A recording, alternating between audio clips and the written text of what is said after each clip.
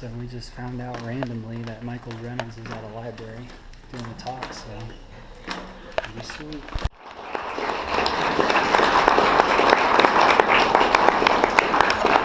Thanks. Wow, I do a lot of this, but it's weird to see so many people I know and sort of know, because usually I talk to people I have no clue who they are. But anyway, yeah, I've been here since '69. I'm just learning how to use this, so it works. All right. Go back once, would you? The thing that we are kind of evolving our whole thing toward, what we're doing evolves, the planet evolves, everything evolves. And so we're just trying to keep up with everything. And the bottom line, what I tell people is, we don't know what we're doing. We're heading in the direction of this, sustainable autonomy for everyone. We do a lot of traveling around the world. We're getting ready to go to Malawi in a few weeks to build a community center in the middle of Africa. They have nothing. And when we do those kind of things, we see that we learn. We come back with the understanding that there are, the 7 billion people on this planet, only 20% of them are like us. Mortgage payments, Walmart, SIDS, that kind of stuff. The rest of them are the 80%. They hardly, they're scratching for an existence. They're in some ways in more trouble than us, and in some ways in less, if you get my idea there. Because all of your LEED and green architects, I vomit pretty much when I hear sustainable and green and all that kind of stuff, because they're only addressing the 20% of the people on the planet, and in that they're just barely, making some gesture. So sustainable autonomy is people can encounter the phenomena of the planet to get sustenance. That's basically what we're after. When we go to these third world countries, we call them majority world countries now. When we go to these countries, we come back here, we see that we all need the same thing. Us in the developed world, people like us, and people like I'm going to go see in Malawi, they all need the same thing. They need water. They need food. They don't know what to do with their garbage. They need energy. They need some way to treat sewage. Believe it or not, it's not rocket science, but nobody on this planet treats sewage right. And they need shelter. So it's like we go to Haiti after the earthquake, or Honduras after a hurricane, or where did we go last after some hurricane? I forget what it was, but we go to these countries and after the tsunami, in India, we see what they need in an emergency level, and we come back here and we say we need the same damn thing. It's almost an emergency here. So everybody, the 20% and the 80%, everybody needs these things. Every city and country is struggling to get them, to provide them. Like Japan, trying to provide electricity for the Japanese people. Well, they're melting down the whole northern hemisphere. The whole northern hemisphere is screwed right now. Air and water, the currents are bringing all that. They're washing, the plant is still, they don't put it in the news anymore while they're figuring that out, hopefully. So, how long am I supposed to talk? Okay. Or not. Okay, you can go. The real thing that is the inspiration for me is a tree, because a tree drops its leaves. They're not in wrappers. They go on the ground, they turn into ground, and they bring new soil for more trees. It has a piping system that sucks up water from the earth, leaves that absorb water from the rain. It has electric collectors, really, that the leaves that collect sun energy for photosynthesis, they call it. It puts out oxygen that animals want and people want, and it takes in carbon dioxide, which people don't want. I mean, a tree is like a saint. If I'm looking at who I'm going to look up to, use as a mentor, even worship. It's certainly not going to be a politician or a religious figure. It's going to be a tree. Building with natural and recycled materials is using this thing we call garbage. We invented garbage. There's no such thing as garbage. We invented the word and the concept. Water, we all need water. We all need to treat our own sewage. We're doing it on site so that you don't send it to the Taos Municipal Sewage Plant that just dumps it into the Rio Grande after Mickey Mouse treatment. I mean, I've been all over the world. I mean, Brighton, England is dumping it into the Channel. London and New York, they don't know what they're doing with their sewage. It's just antiquated. I'm going to Tierra del Fuego, southern tip of Argentina, this November. And they, Ushuaia, the city there, that's where they stage Antarctic expeditions. It's a tourist place. It's extreme temperature. There's a hole in the ozone. You shouldn't even let yourself be exposed down there. But it's a city of 30, it's about a city the size of Taos. And it's on the hill over the bay, and all of the sewage just goes right down into the bay. I mean, they have little stations. They have 15 stations where they turn it to liquid so that it will flow. But it goes into the bay. The bay is brown and it stinks. And they want us to go down there and do something. And yeah, I mean, that's heaven for us because we deal with sewage. They have garbage. They can't grow stuff there because there's no growing season. So everything comes in wrappers and bottles and cans, and they have mountains of that. They don't know what to do with it. That's us. And they are cold, freezing to death. The government subsidizes people to stay there, the Argentine government, and we can make them warm. You're living with plants that are putting out oxygen and food, and they're eating your sewage. Yes, this is sewage running through a living room. And at first, the architectural board was like, really, this guy is crazy. But the thing is, there's no smell. There's less of a smell than there is with a conventional system. There's no smell. And here's how it works. This is a conventional diagram. A washer, a lavatory, a bathtub, a kitchen sink, a toilet, a septic tank, a drain field. Well, we still have that system in place. That's why they like it. We have a conventional system in place. We just have two loops, a loop inside and a loop outside, where we run it through the plants, and there's nothing left. But what we give them is what they want to see, a conventional system. And so it's like, this method kind of works pretty good. When you have a dog that has worms, you try to cram a worm pill down its throat, and it bites you and growls, and it spits it back up and everything. It's not easy. But if you take that worm pill and put it in a ball of hamburger, throw the ball of hamburger at the dog, and catch it in the air and swallow it, there goes the pill too. That's the way to deal with code people.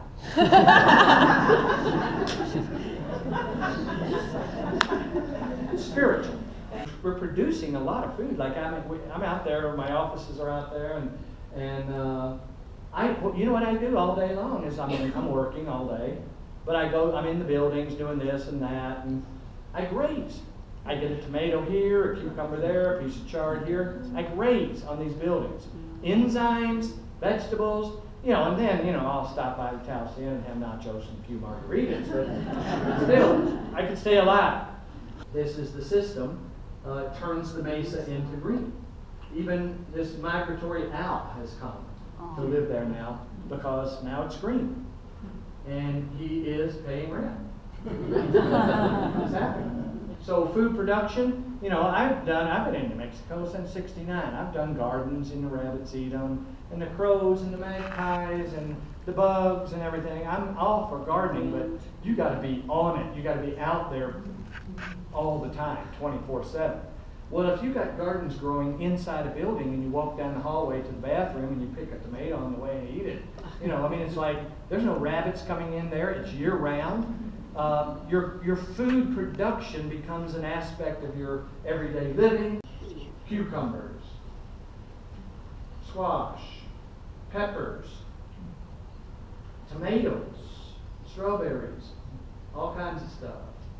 Broccoli, strawberries, tomatoes, herbs, mushrooms. This is all in 2 buildings. Squash, root crops, cucumbers. We grow more than we can eat, so we have to can it and dry it. Tomatoes, salads. This is every day, all year round. Mushrooms, inside the house, in the living room. Chocolate. Wow. Figs. Figs go crazy. More figs than you can eat. I don't even like figs, but I'll eat anything now because it's free, because it's growing, because it's enzymes. And I'll still go to Taos and have some. I'm working on a margarita. Watermelon, artichoke, eggplant, grapes.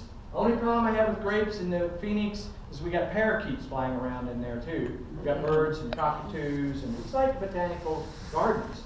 And the parakeets eat the grapes. So I've had to shoot it. Chili peppers, bananas, cantaloupes. Now this is, people will say, oh, okay, well, this guy's crazy because, you know, gray water, you can't eat food from gray water. Well, this is testing food from Blackwater, the outdoor Blackwater cells. Not just the gray water, we tested both. This guy's name is Dr. Francesco Diaz-Gonzalez. He told us how to send the food to him. We sent several types of food to him. If you got less than 10, whatever this is, there's a whole thick report that'll explain it better. I'm just skirting over it. If you got less than 10, it's not even measurable. It's not even considered existing. And every one of them measured that way, so it's like the food, you can eat the food. See, you hear a lot about E. coli from like Chinese when they put human waste on the plants. Or up in Colorado, some sewage treatment plant or some septic system was overflowing and running on top of the spinach fields. And that's how you get E. coli. When it goes through a septic system, it's fact that in the anaerobic process in a septic tank, which we have, the E. coli is broken down and changed to a whole other type of bacteria. And then it goes up through the whole plant root process and everything. So if you're dealing with and understand biology, we don't throw away a drop of water in these buildings. We use it, and we grow food with it, and we reuse it. And it makes us have our little 7 or 8 inches of precious rain from the sky here to be able to support us. We have chickens. They have what you call the chicken Hilton here, with their little nest made of beer cans up there. And they lay year-round. They're happy, and we get protein. So what we ended up with from all this is what we call the global model Earthship. That's one. They're all over the world. France, Montana, Texas, New Mexico, Canada, Mexico, Netherlands, Georgia. There are many more places than even this. It's a building that does all of these things. It comes in a studio up to three beds, 2 baths. This is in Mesquite Island in Canada. They're freezing every winter there. It's just, in these buildings, they're warm, without fuel. It's wet and damp and cold there. It's like miserable in the winter. These buildings are warm inside year-round without fuel. People just don't really realize it yet, that it's even possible. As many as we have around the world, they still don't realize that it's possible. This is in Montana on top of Wyoming, up on top of the mountains. There's nothing up there except cold and wind. And we built one up there, a 2-bed, 2-bath. There it is, 3 weeks we put that up. There it is before and after. We did a little compound of them in Brighton, England. It got approved by the council, believe it or not. We were ready to go. We had it financed, had financing figured out. Right in the middle, when we started to excavate, right up in the middle, they discovered dinosaur bones. And they had a big article in the paper, Echo Project on hold due to, I don't know what they called it, but it had some official name. But the point was, it got approved in Britain, Great Britain. So it meets codes, is what I'm saying. Where we are going from here. We find these are all interiors, just showing that global model airships are quite normal looking inside, no big deal. They work. They take care of you. They do everything for you. You have no utility bill. You have no dependence on utilities. I believe, what was it? Winter before last, when they sold all of our gas to somewhere, and we're all freezing up here. We were starting opening up the buildings out there to people, because none of these buildings were cold. They all had hot water. They all had electricity. They were all 69 degrees, and everybody else in town was freezing because of gas. So we did it in Andaman Islands, making the cisterns underneath with lined with rubber, having them help us. Guatemala, we've just taken it everywhere. China, Haiti after the earthquake. This one in Haiti was really the one that sold us, because this is like what we call a one-room power system. It's rather than this $27,000 power system. This is just the components that will. See, we were making these buildings for, you know, people that were living 14 people in a 10 by 10 tent. Living, you know, with you wouldn't. I don't have time, and you don't want to hear me go into the human waste facilities that they had. I wouldn't call them facilities. But 14 people living in a tent. Here's one thing though, they all have cell phones. So if you're going to make housing for these people, they have to have lights, they have to have sanitation, and they have to have a way to charge their cell phone. So we made these little one-room power systems. They worked great. We're using them now. And we developed this concept from all of this called the simple survival. That's what this is. There's the toilet back there. It's a bucket flush toilet. It flushes just like a regular toilet, but it's a bucket flush because they don't have any pressure. They don't have the systems to make the tank work, and all the parts and pieces in the tank go away anyway. Here's the Haiti system. The rain falls on the building, it goes to a cistern. You gravity feed a bucket, you take a bucket shower. Now we even pump it up with a little $20 pump to a 6-gallon water can and put it in the sun and heat it so you got a warm shower. You don't have to do a bucket over your head like that. Goes to our botanical cells, suck it back up, flush the toilet, goes to a homemade septic tank made of lorry tires, like bus tires, and goes out to the botanical cells. That worked in Haiti when we were over there when they're having the cholera breakout and everything, and it worked, and they want us to do more. There's the school in Sierra Leone, classroom, the Sierra Leone people helping us, men, women, and children. That's what we left them with. There's the kids in their classroom. They started loving going to school. And there it is. There they are in front of the finished building. They have finished it now. We got this in the mail, email not too long ago. They finished. We built 2 rooms and 2 bathrooms, and they built 6 more rooms and 4 more bathrooms. Their work looks better than ours. We're getting asked to go to places we never dreamed of going, and we're not going as tourists. We're going as, you know, we're getting red carpeted basically to come and help them. I've been offered, you know, land, wives, and goats if I'll stay in it.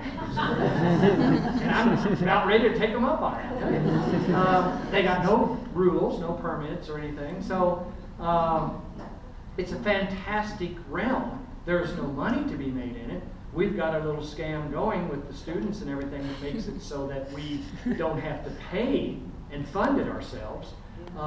So we're just going around the world doing that, and in fact, it's at least half of our work now, and it's probably going to grow to be more, because we can fund ourselves to go anywhere on the planet. One of the next places we're going is First Nations up in Canada. You've probably heard that, you know, Canada, just like the U.S., kept taking the land and pushing them further north into wasted land, kept taking the land and pushing them further north, the native peoples. And they're up there now, and the government of Canada built them a bunch of 10 by 10 plywood shacks that are just ridiculous. And they're so bad that the people are living outside and burning the shacks for firewood just to be sitting around a campfire in the winter. There we got a foot in the developed world, and the undeveloped world, we got a foot there, and frankly, it is turning out to be more exciting of a situation and more needed of a situation than the idea that we have for the developed world. But the bottom line is, all of it for all the people, sustenance for all the people, means addressing those 6 points in a way that doesn't need municipal systems that are totally destroying the planet. So I'll wrap my part up. If anybody's got questions, I'll answer.